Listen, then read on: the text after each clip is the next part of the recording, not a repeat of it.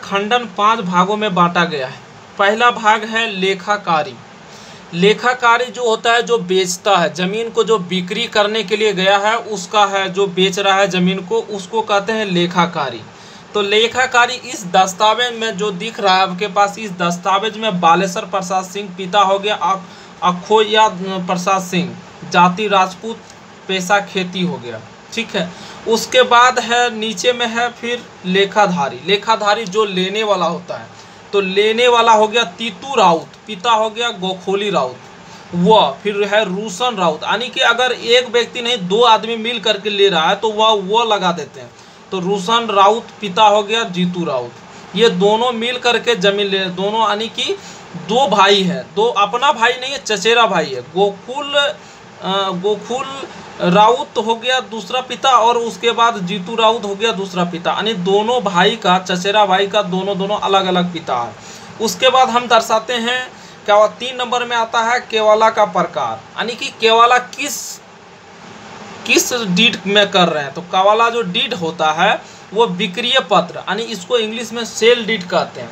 यानी ये जो विक्रय पत्र हो गया ये एनुअल कवाला कहते हैं, यानी ये कवाला यहाँ से बेचने के बाद, निबंधन के बाद फिर वह रिटर्न नहीं होगा, वह कवाला, यानी यह पावरफुल कवाला है। यह कवाला कभी अगर एक बार हो जाने के बाद यह टूटता नहीं है।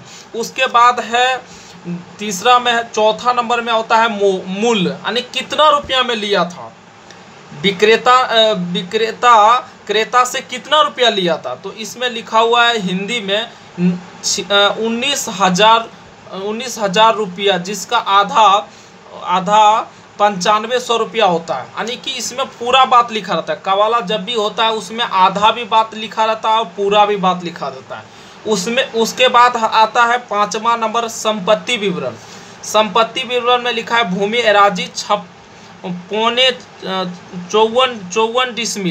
डिसमिल, जिसका रकबा 5.5 हाथ की लग्गी से, यानी आपके यहाँ जो भी लग्गी हो, लेकिन हमारे यहाँ जो भी दस्तावेज है उनके अनुसार से, या इनके यहाँ कह रहा है कि 5.5 हाथ की लग्गी से यह है रकबा बता रहा है।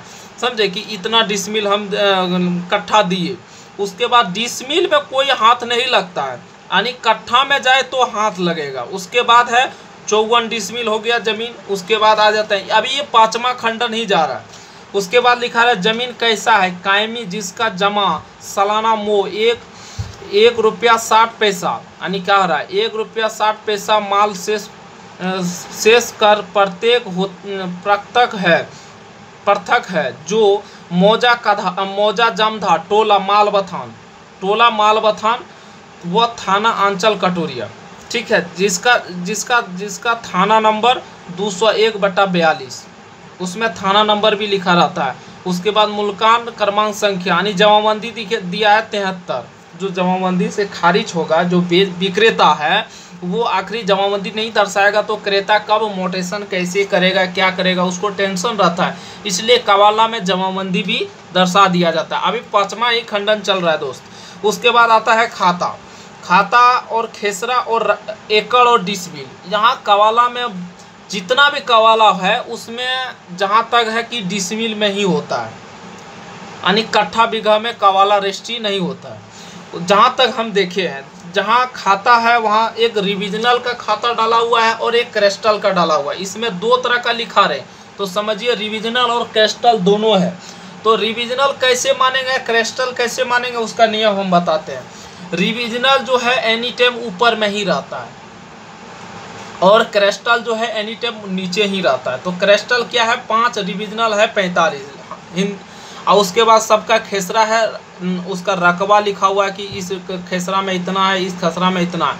फिर कहता मोह 2 एकड़ 95 डिसमिल में से, यानी कह रहा 2 एकड़ 95 में से ही 54 डिसमिल बिक्री होता है।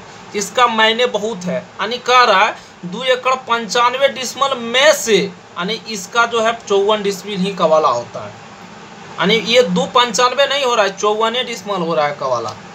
और उसके बाद आगे स्टेप आता है उपयुक्त भूमि पर लेखाधारी पर खरीदी गई संपत्ति है, यानी बता रहा है कि कवाला वह उनके कैसे प्राप्त था। तो वो कह रहा है कि हम विक्रेता को इसी तरह से सेल डीड में ही उसे भी मिला था, यानी वो भी कवाला का ही संपत्ति था, जिस पर हम लेखाधारी निर्वता पूर्ण अधिकार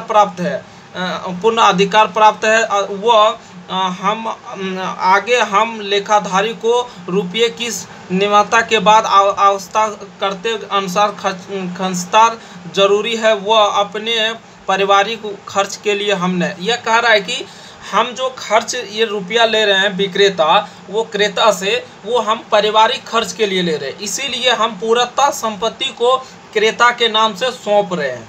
और उसके बाद लिखा हुआ है इसी तरह इसका खंडन 5 में ही सारा खंडन रहता है। उसके बाद आगे तो रसीद उसीद है। जय हिंद। वीडियो देखने के लिए धन्यवाद। कृपया लाइक और सब्सक्राइब कर दें। धन्यवाद।